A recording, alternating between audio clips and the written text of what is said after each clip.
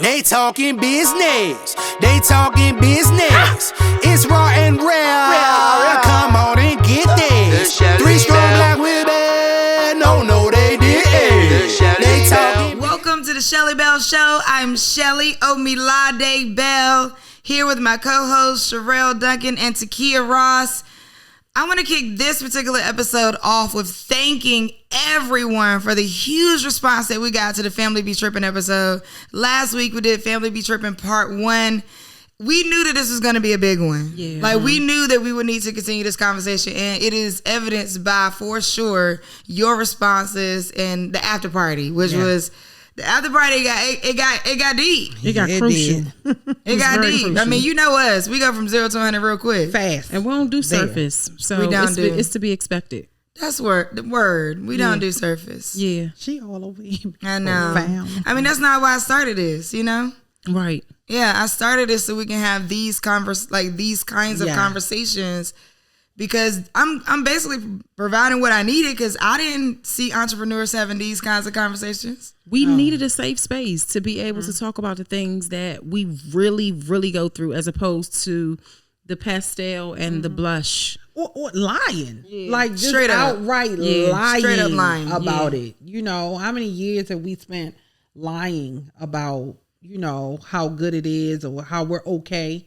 And like that's the thing, and really not saying and not being okay. Yeah, not being okay. Yeah. I remember one time when I was teaching, right? I was walking down the hallway, and this teacher was walking past. And you know how you like, hey, how you doing? You know, I don't think anybody really. I'm not gonna say anybody, but people don't really expect an answer from, hey, how you doing? You know? And so walking down the hall, you know, teachers walking past me, oh, how you doing? She said, I'm evaluating my life choices. Wow. I love it. I was like, okay. You didn't even know what to say. Okay, you didn't even know what to say. You need me to talk. But she kept walking too, so it won't like, hey, I just need to talk. You know, it wasn't like that. I was like, okay, girl. Well, I'm going to use Good that luck. because I'm evaluating my life choices every day. I wake up in the morning like, I got to reevaluate this. I don't necessarily know if this was the best option for me. I mean, I popped open the application for Amazon several times during my entrepreneurship experience. Like, I don't know why Amazon was it, but I'm like, I'm going to apply for Amazon. Because just to see how fast you can get a job. You know what I'm saying? They so fast with everything. They fast just to see how fast can I get a job. See if I can get a job on Prime service. Yes. Whatever you need to do. Whatever you need to do. So, yeah, I mean, we knew this would be a big one, and the after party was just amazing. So, thank you all for listening and tuning in and rocking with us. We're going to continue this conversation. We're going to jump into it today. Today, we're going to talk more about, like, the family responses, reactions. Also, like, what we see other entrepreneurs saying on social media about how the responses that they've had. So... It's been interesting. Yeah. I know, Takia, you mentioned seeing some posts out there. Yeah, I see all of, because I think that we talked about last week when we talked about our family, like it's something to be said about coming from a very nurturing and supportive and encouraging, you know, family, you know, people that's going to rock out with you.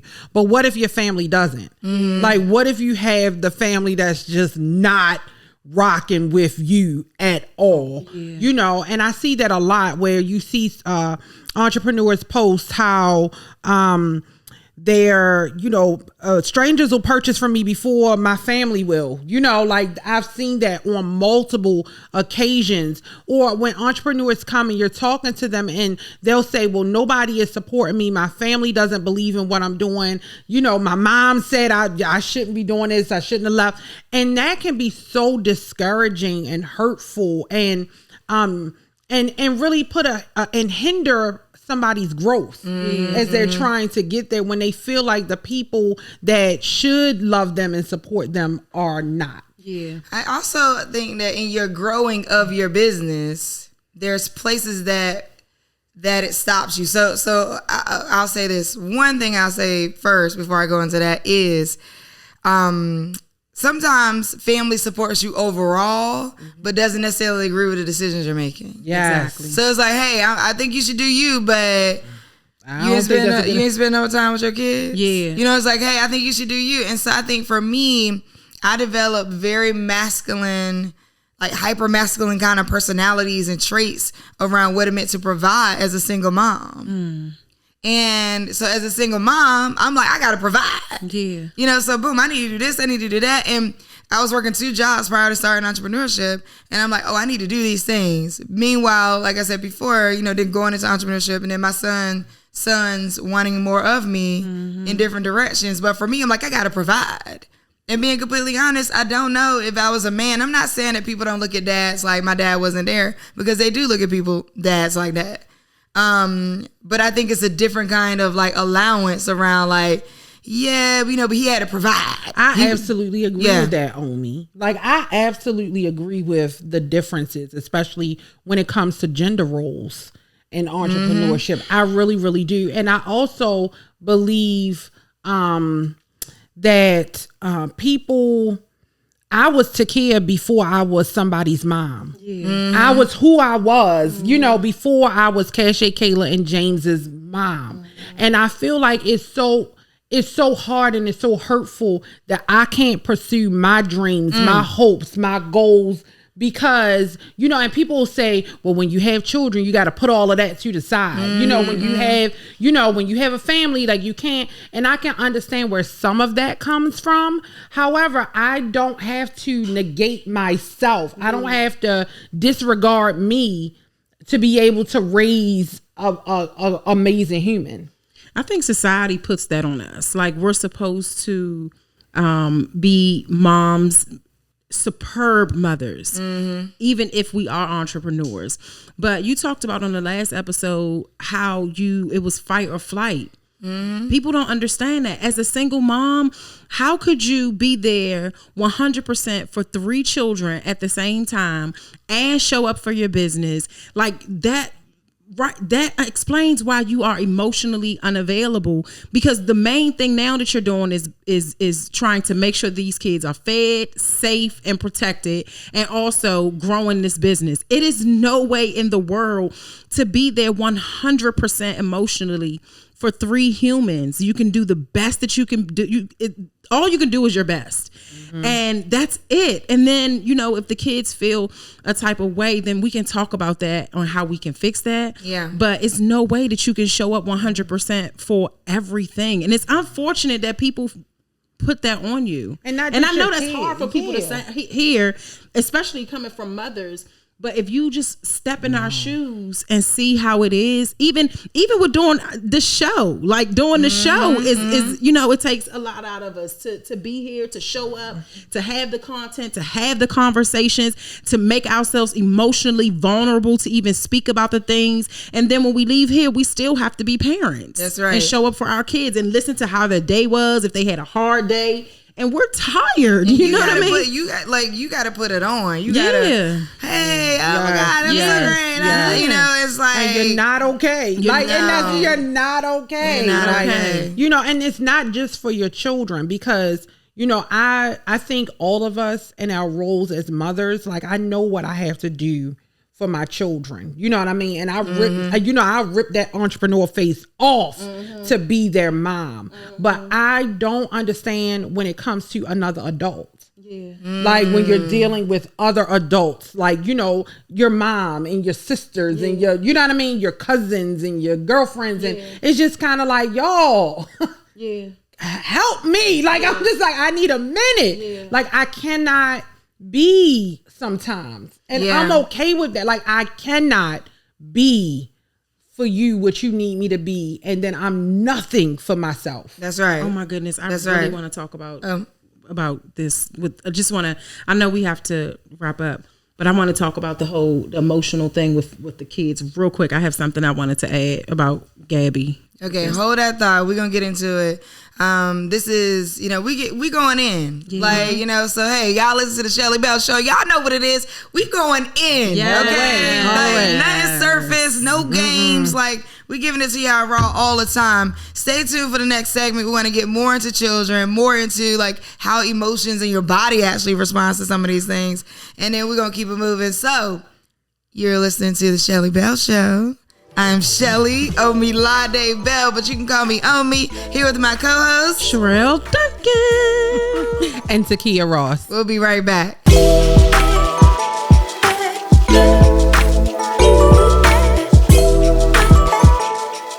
And we're tuning in to the Shelly Bell Show. We about to kick it off into this next segment. I am Shelly Omilade Bell here with my co-host Sherelle Duncan and Takia Ross. So we talked a little bit about, like we're continuing. This is Family Be Trippin' Part 2. Mm-hmm. And you were about to, Sherelle, in the last segment, you were about to tell us about something that happened with Gabby. Oh, yeah. No, not something that, well, just overall, I know that Gabby is very emotional. She requires conversations. She requires time. She requires quality time, not just, okay, go ahead, hurry up. Let me do this because I got to, that doesn't fly with her. You know what I mean? So it's like trying to run a business, and if it's a not a bad day in business, but if it's like putting out fires all day with business and then having to come home and listen to her, and she wants to show me what she learned with her violin, she wants to tell me what she did with history and math and all these different things, and she talks a lot like me. If I'm so tired, I've just been like, hey, mommy needs like 30 minutes to just decompress. And even when I say that, she's like, okay, like that. You know what I mean? So now we have mom guilt on top of trying to figure out how we going to recover from the day that we just had putting out fire. How are you doing in marriage? So how do you Is this a question that I'm supposed to answer right now? I don't. I'm just asking. I'm trying to get married, so I'm trying to figure it out. Well, how do I? I'm trying to gather everybody's experiences. How do I divide my time? Or how do you spend your energy? So like when Gabby comes in, your daughter, and she's like, "Oh, I want to do a thing." That's one thing. But then when your husband comes in, he's like, "Oh, I want to do a thing." Yeah, that's normally how I was just telling Thunder. Like, I know when I get home today, the baby's going to be, "Mommy here, mommy here, everybody look, mommy here." Gabby's gonna want to tell me about what happened with her violin because she has a new music book, and Black is gonna want to talk to me about whatever happened today. Is going to be like that. And so what I've learned to do is just be like, y'all, please just give me 30 minutes. And then I'll come back there. I go straight upstairs. Everybody know when I come in, if I've been out all day working hard, I'm going straight upstairs. I need 30 minutes. I'll come back down. If I fall asleep, y'all can come up and wake me up. If not, when I wake up, we'll have a conversation. But it may have to carry over to the next day. I don't know, because it's just a lot. I take on a lot of energy during the day, a lot, because I'm a feeler. So having to do that is just a lot. Normally I do take the 30 minutes and then I say, Nuka, so come upstairs and talk to me, and she'll talk to me and I'll allow her to talk, but I need her to do it while I'm laying down. Like, let me lay down. I don't want to stand up or any of that. I do embrace her with a really big hug just to let her know I miss you. I love you. I hope you had a good day, but I need 30 minutes. So I do give her some affection, but I can't give her everything as soon as I walk into the door. For me, it's the bathroom. I'm closing the door. I'm cutting if I need to cry, I'm cutting the fan on. It was one of those things where the bathroom, and I think my mom was that way too. Mm-hmm. The bathroom or my car. So I used to come home. I just like being in my car. Let me say that for one. I'm not hiding from nobody in my car. I like being in my car. Whatever car I got. Mm-hmm. From the worst car to the best car, I'm sitting in the driveway in my car. Mm-hmm. And if I get something to eat on the way home, I'm sitting in my car and eating. Those be the best moments. Oh my gosh. They come out to the car. Wait till I come in the house. Mm-hmm. We'll talk about it when I get in there. Mm-hmm. And they be like, you had Chick-fil-A? Nah. That was earlier. It was way earlier. When you was at school. Right.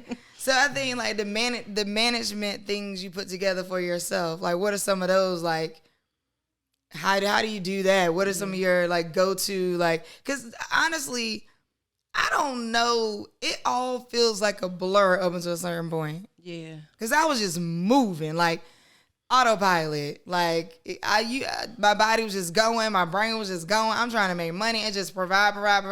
Then when I sit down and look back, and then it's like, the kids might remember a day. Mm-hmm. Oh, I remember this day. Yes. That you didn't do. And I'm like, oh, shoot. What day was that? Mm-hmm. It's the overwhelm, though, y'all. Like, I'm going to be honest. Like, I was sitting and I was listening, and I found myself, I could hear you, but then I just thought about, like, the days and how it was just so overwhelming, the amount of hats that you have to wear in a day. Like when you think about the fact that a lot of, especially women entrepreneurs, like my day starts before my eyes open. Yes. Like, you know what I mean? Like when that alarm goes off, like my alarm tells me, I set Alexa up to tell me before I open my eyes, you need to do this, and this, because it's like as soon as your feet hit the floor, it's like you're moving. It's like a whole, you know, and it all becomes like, the whole days are blurs. Like yesterday this morning was a blur. Yeah. You know, just trying to get here was like a blur. And I can just imagine, like, all I kept thinking about was the overwhelm and like how stressful it is and how my body does shut down. Yeah. You know, and how, you know, and it's beyond your feet hurting. And you know what I mean? My back hurting, my arms hurt.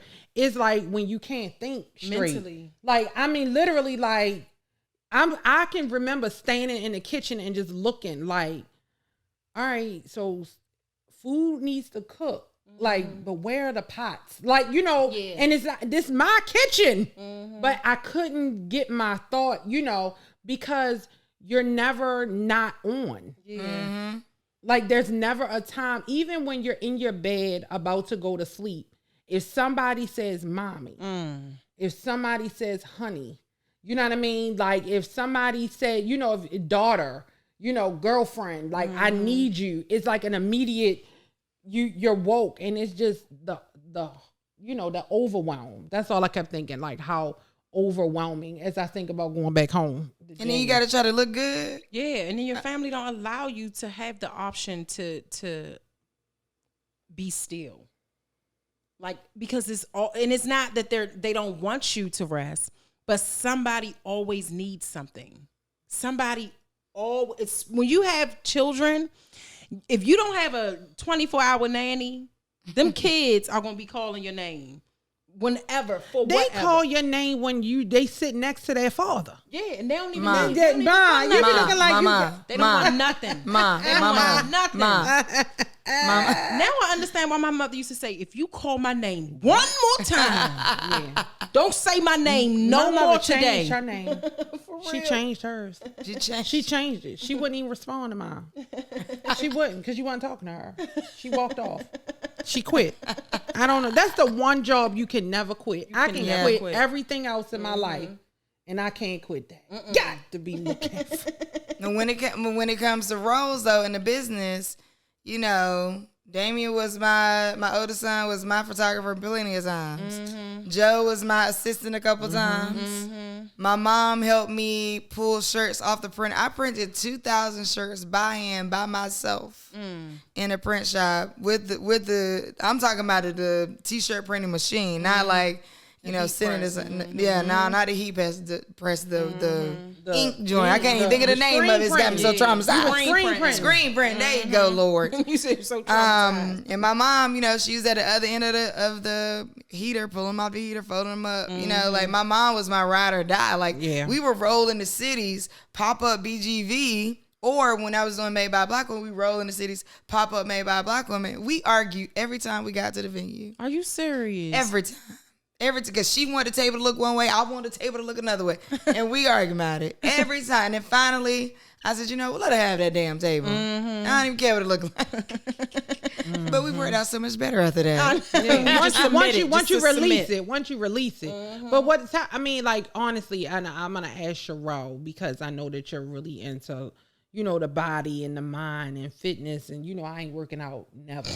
I'm just letting you know right now. I'm just trying to get the water in me. You said you was going to walk with us. I'm going to talk to you about that, okay? She said that. She did. I missed that message. Well, I'm going to take it back. Said she Erase it. With us. Erase it off. I don't know about that. That makes me move. All right, so I'm serious. Like, in regard to, like, your, oh, God, like, dealing with that emotional pull, you know, what do you do? Like, because when you can feel everything, and I think I'm sitting next to two other women who feel everything. Yeah. You know, how do you deal with like managing those feelings all the time? I don't know if I can say manage. I just let it happen. Like, I let the feeling happen because I can't fight it. Like, I've tried to fight like, okay, I don't feel this. But the more I try to fight it, the worse I get, right? So I feel however I'm feeling. If I'm feeling sad, I feel it. If I'm feeling overwhelmed, I feel it. But in that moment, like it's like I think I was telling y'all this, I'll have like an out of body experience and I can see myself going through whatever I'm going through. And it's like I'm giving myself a pep talk. Like, all right, girl, come on, get up. It's time to get up. Time to lift yourself up. You know what I mean? And so what I'll do is I have a conversation I'll go to my group chat. I'll put a post up on Instagram like, y'all, look, this is how I was feeling. This is what's going on. And this is how it went. And I'll feel a little lighter after that. But what I started doing recently is word searches. Like to stimulate my mind in a different way. And I didn't feel like, yes, that's work, but it felt like this is good. Like now I'm winning something and I'm doing it at my own pace. Nobody's bugging me. This is only about me. And I realized that word searches have become a form of self-care for me. It doesn't feel like work, like overwhelming work, or it doesn't feel like I have a deadline or anything. It just feels like, oh, this is cool. This is a challenge. And also it's helping me with words. But you know what? I want to ask another question because I got questions today. Omi, what about when work is your because work is my self-care. I mean, I appreciate you saying that because people don't think about that. Like, I love the work that I do. I got so not so upset, but I was just annoyed with people saying, "Oh, I hope you relaxing. I don't want to bother you," while I was away. And it was like, "Oh, I hope you didn't." I'm like, kill that. I am not vacating anything. I didn't leave it. I never can leave it per se, right? Like the work that I do is so close to what I want to see in the world and my passions, even though it's a business, but it's still like I walk this every day. So there's no turning off who Oprah is. You know what I mean? There's no turning that off. I don't care if she gonna be Oprah in the middle of her own living room by herself. You know why? Because somebody is in there creasing her toilet paper and making sure her phone battery don't ever die. You know what I mean? Like this is where I'm going and what I'm working to do in the world. There is no leaving it in that way. Now that I have fun with it, like I have fun doing the work that I do. Like I love my team. My team is dope. But I'm like, yo, stop cautioning me. I had to explain to my family, I'm an elite athlete. So when LeBron is sleeping, they're like, well, we just need to sleep. If he eating, they're like, oh, he need to eat. If he got a muscle sweater, like, massage that, somebody. If you don't say to Serena, I don't think you should go out on the court today. You should just be. Why don't you rest more? Like, no, that's not her mindset. Now she will rest when it's time to rest because she will take that time to say, I'm about to rest. I'm not abusive with how I work myself, right? Like I'll say, I for whatever reason, people think that they are somehow their love and advice for you is above what you can ever get to on your own in some ways. And that's not how I roll. Like, I want to inspire you, but like, I know me enough to know that if I'm really needing to take a break, I'm going to take it. Like, if I really need to travel, I'm going to travel. If I really need to take my clothes off and dance around in my living room, I'm going to do that. Just because for me, my journey has been me, right? Pushing so much and having, people around me, family, people like that helped. But I stopped holding everything and I just let it go. And then I went into a strong spiritual practice, seeking. I'm always pulling apart all the parts of me that I can pull apart because I can't hold it anymore. I can't hold anybody's things. I can't hold on. I just can't. It's not productive for me. So what I started doing was, when it comes to how I move through it, when I feel or when I'm like absorbing other people's feelings, I have like spiritual coaches that what we've worked on is how do I determine if this is my weight or if I've literally picked up somebody else's weight? Because sometimes it ain't you. You might be like, oh, I feel so bad today. It ain't even you. You walk past 5 people that was feeling bad. You absorbed them. And now your body's holding that. And I had to get to a point where I could separate, wait, is this mine or is this somebody else's? And how do I send this energy back to them? A couple practices that involve that. Then there are things like intuition. So I worked with a coach for about 9 months, actually.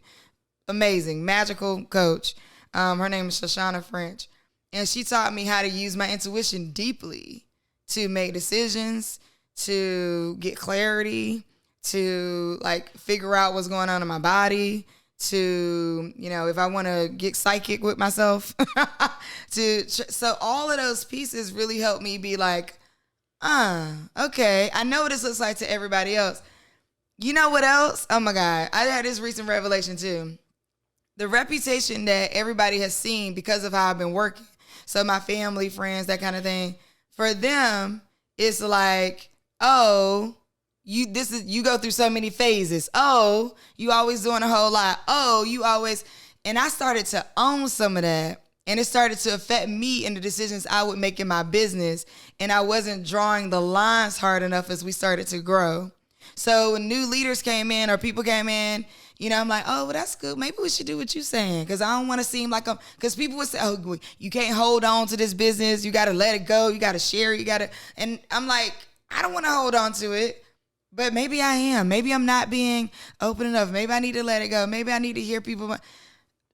Nah, I knew what I needed to do. And I let other people come in and step in a little deeper in the name of the narrative about me says that I, you know, don't let people in, or that I am doing too much, or that I am moving too fast, or that I am. And I'm like, and then all this confusion happened in my business because I didn't stick to my guns on what I knew needed to happen, because I'm listening to all these other narratives about how family and friends feel about how I have moved. And I just came to the conclusion, like, I'm not like you. You don't know me then in this way. And you don't know me in this way. You don't know me in this super genius, brilliant, scientifically minded way, because we're not taught to look at black women that way. We're not taught to look at, we're only taught to look at white men who look crazy as geniuses, or somebody that's in music or art. We're not taught to look at women who are fucking killing it every day out here as having genius. Yeah. So I had to draw the line. Like, no, don't come over here. And I'm not doing it anymore. I'm not doing it. You know, I even had to tell my son at one point, look, you want a 2-parent household? That ain't about to happen right here.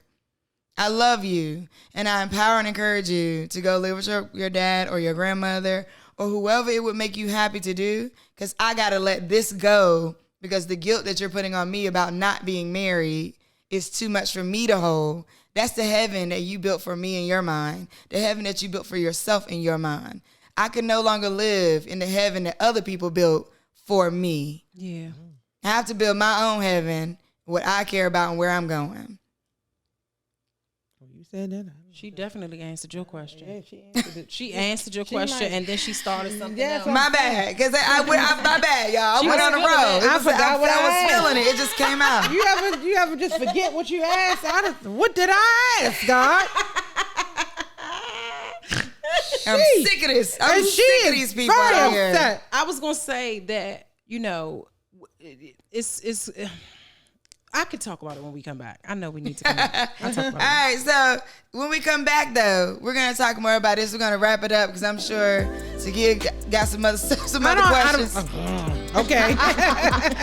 But, you know, and keep your questions coming in, too. So we want to make sure we answer your questions. We'll check them out in the next segment. All right, this is the Shelly Bell Show. Hey! Beautiful day in the Lottie Hood. I'm Shelly Omilade Bell here with my co-host Sherelle Duncan and Takia Ross. Keep it locked. We'll be right back.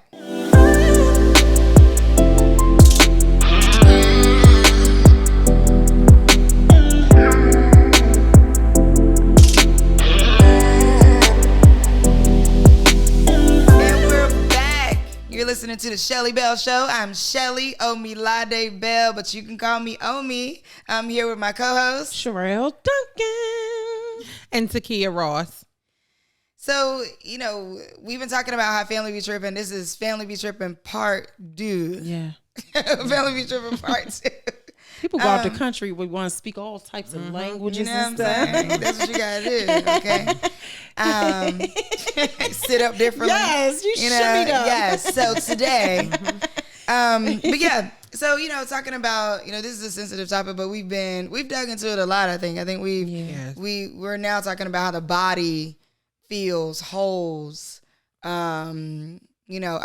shoot, talking about pregnancy and like carrying a child and after carrying a child, and thinking about getting back into business through all of that and just repairing your life. I think people don't give enough credit to moms in the actual physical aspect of birthing.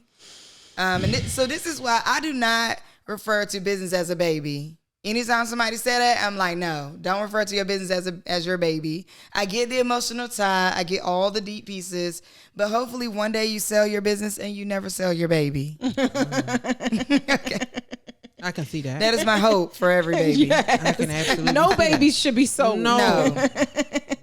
But you can't, you can't necessarily grow in business sometimes when you do view it as a child. Can I talk about how people glorify being like a super mom, a super entrepreneur after having a baby? Like, I see it so much, and I think it may be true for some people, but the reality of it is that having a baby and being an entrepreneur are two, it's very hard trying to get back into the swing of things. Your mind is different. Your body is doing things that it wasn't doing 9 months ago. So you're not for me, I'll speak for myself. I did not like being pregnant. Like, I had the worst pregnancy ever. It was so bad. I was just miserable the whole time. Yes, I love my daughter. She's a blessing. She's great. However, having her and trying to run my business was so hard. And also, like I was talking about in part 1 with my husband, like trying to redefine what our marriage is going to look like now that we have a child together. But because before we were a blended family, we would send our kids to their other parents. So we would have a week together to reconnect. But now we have this new baby and my body is changing. I'm older, he's older, and my business is at a level now that I've never seen before. So now I have to deal with, how do I deal with this business? And I've gotten, oh my goodness, y'all, I have gotten so much backlash with people saying to me that I shouldn't talk about pregnancy in that way. I shouldn't talk about how I'm tired and how the baby won't stop. I shouldn't do that. I shouldn't put my narrative on people that are pregnant. People that be following you, like, when I tell you, the people that be following you, they are wild. They are so wild. When I tell you, my friends all the time be like, your audience is so, and they feel so entitled to an opinion, to give you an opinion on how you should live your life. Like, it's so crazy. And so I was feeling you when you were like, I'm not taking that on, because just imagine if I allow these people to their opinions to affect me, on top of me just having this baby, trying to run this business, trying to figure out what the hell is going on in my marriage, trying to deal with Gabby, my father just coming out of the hospital, just all of this stuff, right? I have had more like holy shit days than this day is so amazing. Like, after having a baby. And that's not to say that being an entrepreneur, you shouldn't be an entrepreneur, but you should know that going into it, you're going to have sacrifices you're going to have to make. And there's going to be days where you don't know what is going on. You don't know from up, from down. This baby is crying. I'm talking 10 years later, I'm just having a new baby. And also I'm seeing my business at a level I've never seen it before. And I've been an entrepreneur for 15 years. You know what I mean? So there were very little glorious days in that when I first had her. However, I've learned so much. I've learned to be kind to myself, to be patient with myself, and to also accept that this body is not the 26-year-old body that I had when I had my first child. And so I'm going to have to give myself grace. And if I wake up on days and I can't get out of the bed, then I just lay there. Right? I just lay there. I don't force myself to get up. I just lay there. Even if I'm telling myself, get up, I just lay there and I'm like, okay, I'm going to let this feeling pass and then I'm going to get up. And some days I need help getting up. You know what I mean? And those are the things that people don't talk about online because they want to make it seem this is so perfect. It is not perfect. It is, you have days where you really and truly don't know what is going on, and you have to navigate through that. You know what I mean? I also think that, like, here's the beauty for me of entrepreneurship is on the days that I don't know what is going on, I just don't do anything. Yeah.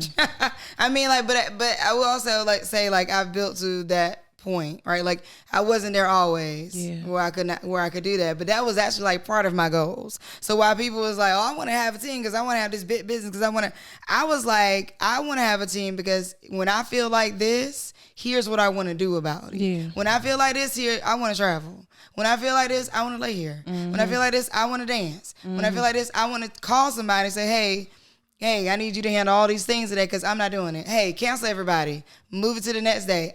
This is not a day for me. Yeah. Because if you're not your best, if you don't. So I remember one of my coaches, she said, one of the challenges for you is that you think the power is in what you're doing, but the power is in how you're thinking. So because what you're doing appears to have provided the results that you've been looking for.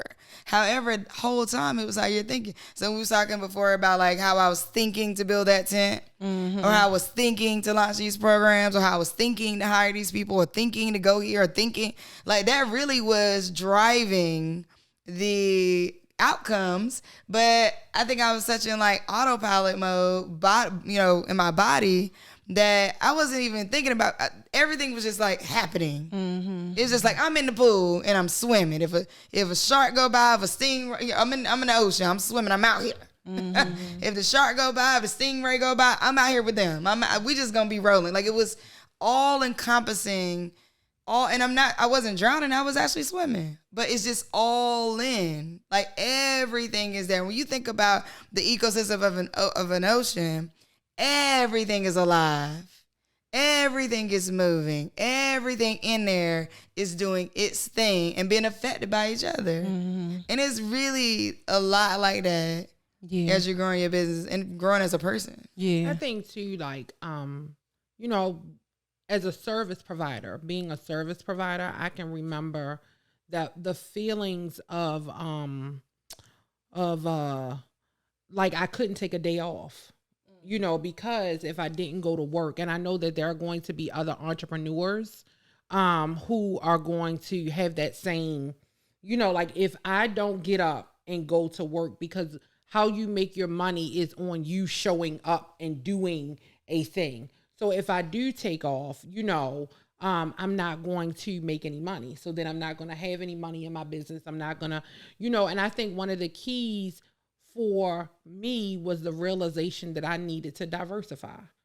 Like, really think like, do I want to stand behind this chair, for the rest of my life to be in order for me to make enough money to provide for my family, and the mental, like the awareness of that, like knowing that you don't want to do that anymore. So sometimes it starts with what I don't want to do. Like, I don't want to have to stand behind the chair and be relegated to that. Like, so I have no life outside of, doing this. And I think is the mental health component of that, like recognizing deep in your spirit that I don't want to do this anymore. Like this. I don't want to do this like this anymore. And I think that is kind of what you were talking about, Omi, was just that realization that, you can change, and you're going to have to change even if other people don't want you to. Because a lot of times that's what keeps you in that space, because nobody wants you to change. They want you to be the same Omi, the same Sherelle, the same Takia as we were before. And I didn't work this hard to stay the same. Yeah, and we have to set healthy boundaries, like you were saying about that boundary setting. Like, you have, like, I remember my spiritual mentor telling me, you have to show people and teach people how to treat you, because if not, they're gonna treat you however they feel like they need to treat you. Like you were saying about people saying you need to relax. They're only doing that because they don't, the way you're moving is foreign. That is foreign for somebody to be an entrepreneur, a single mom, and killing it. And you just trying all these different things. To them, it feels like she's never going to succeed moving this way.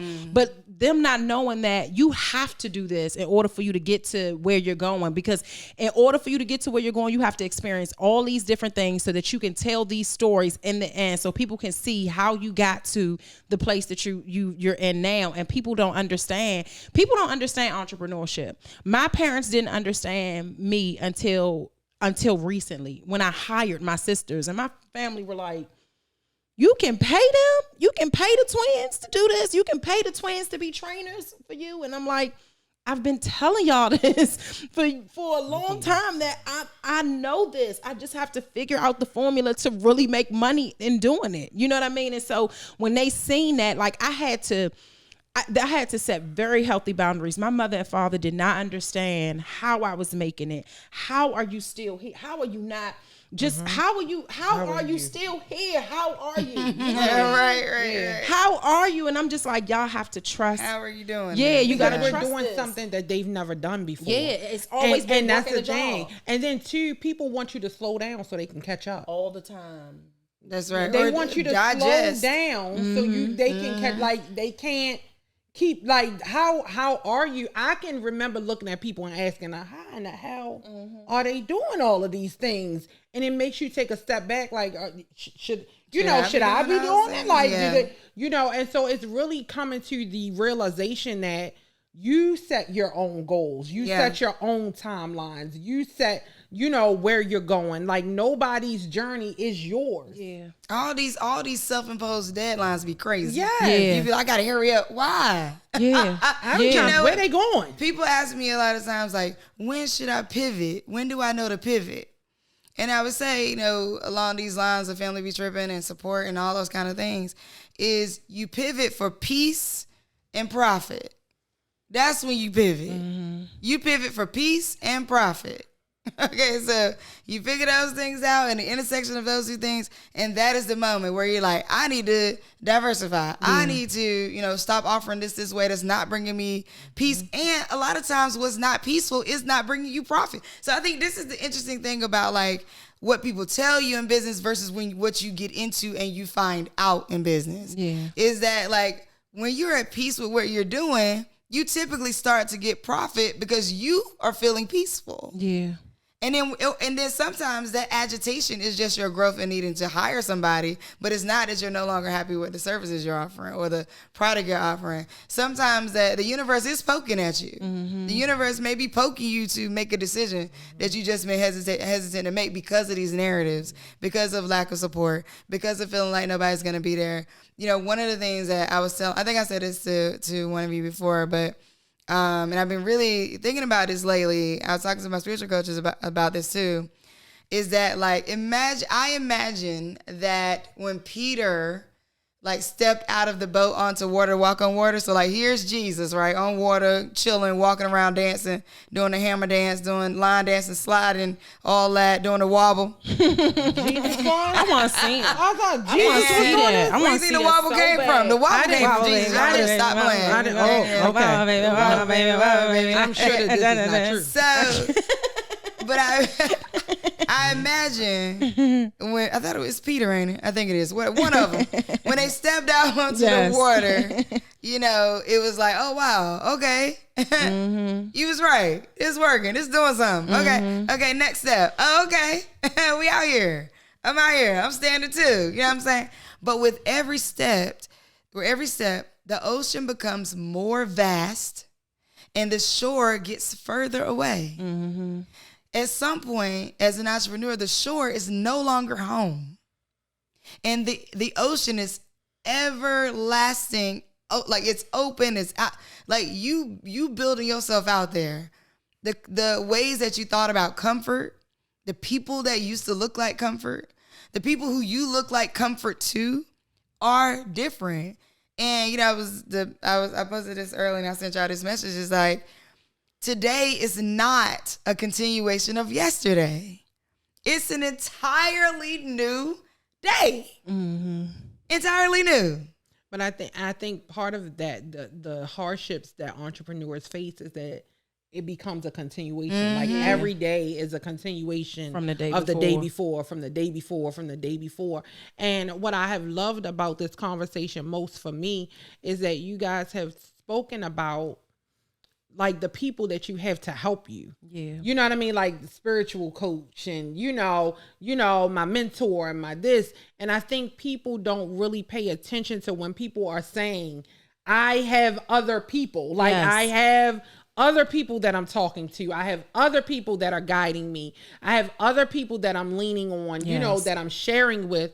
And that is really, really key. And then to know who to talk to about what. Yes. Like you can't, you know, like I know that I have two really great friends, but I talk to one about one thing and the other about another. Yeah. Because the outcomes I'm going to get is going to be different depending on who I'm talking to and what I'm sharing. And so I think, you know, I was really like enlightened by, oh my goodness, like, you know, spiritual coach and, you know, your therapist and, you know, even talking to, you know, I talked to my husband about this, but I have my good girlfriend that I talk to about this. Just having those people in your life that you can share with. Yes. You know, and really talk and be vulnerable with. Yes. And cry with and say, I don't know, you know, and come help me. And, you know, and until you get that team for you, you know, you'll forever be battling because you have no one to share the hardships of this journey. Yes. It's hard. It is.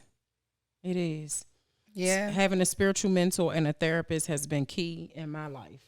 It has been super key because when I'm feeling that body thing, I talk to my spiritual mentor because I know for me it's my spirit. It's not even about my heart, or it's my spirit because my spirit is so deep. And it's my spirit that feel everything. It's not my heart. It's not my mind. It's literally my spirit. Like, all right. Okay, my gut, you know what I mean? And so when my mind is talking, my mind is doing wild stuff, then I talk to my therapist because I'm like, all right, these are my thoughts and I'm just going to shout them out. I don't care how crazy it sounds. I don't care if it means I'm supposed to be in a psych ward, but listen, these are my thoughts. I need you to help me to figure out how to navigate through these things. And let me know if this is a trauma bond I'm holding on to that I need to release, or if this is something that I need to just let go of because I heard something. So now I feel like this is my thing. Yeah, I think at some point in my journey, I realized that there's not one well, I won't say successful. There's not one person who is at a high level in a company or who is not making the levels of money that people may aspire after that did not have a coach. Yeah. Every one of them had some kind of coach. And so I was like, oh wow, like it's worth it to, because coaching is expensive. Yes. And you have to date a little bit. You have to figure out who's speaking. Like same thing with therapy. Yeah. You know, therapy can be reasonably priced, but you still got to kind of like feel it out. You know, is this person the one for me? Is they the one that I want to talk to? You know, that kind of thing. But with Black Girl Ventures, we have built this community for women to, you know, engage in. And that's one of the things I love.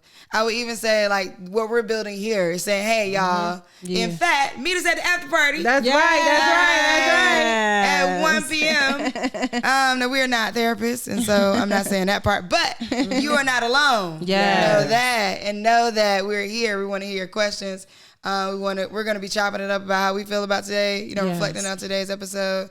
So I appreciate y'all. Everybody out there that's listening, you know, it just means a whole lot to have you here, have your ear, and to hopefully that this is helpful. Yes. You know, and that this is like reaching you. So next week is Halloween. Oh. Okay? It's Glamoween. Glamoween. I like that. Glamoween. Yes. And we are going to talk about how fears be tripping. Oh, God. What? Fears. I'm wearing all black. Fears be tripping. You putting going out to the funeral. Oh, I'm taking my fears to the funeral. Oh, are we giving out? Lord, I can't even think of a speech. What's the speech you give at a funeral? My obituary. No. Your eulogy. Your eulogy. See, we didn't have no words. Thank you, Asanji. Thank you, Asanji. All right, so the after party is at The Shelly Bell Show on IG. That's at The Shelly Bell Show on Instagram. All right, y'all. We're going to see y'all next week. You know, it'd be good to do a eulogy to our fears. Yeah. Short and sweet. Short and sweet. Okay, that's what's up. Yeah, y'all join us next week. I'm Shelly Bell. Wait, I just got hyped. My bad. Hold on, Go back. All right, y'all. Join us next week on The Shelly Bell Show. I'm Shelly Omilade Bell, here with my co-host, Sherelle Duncan.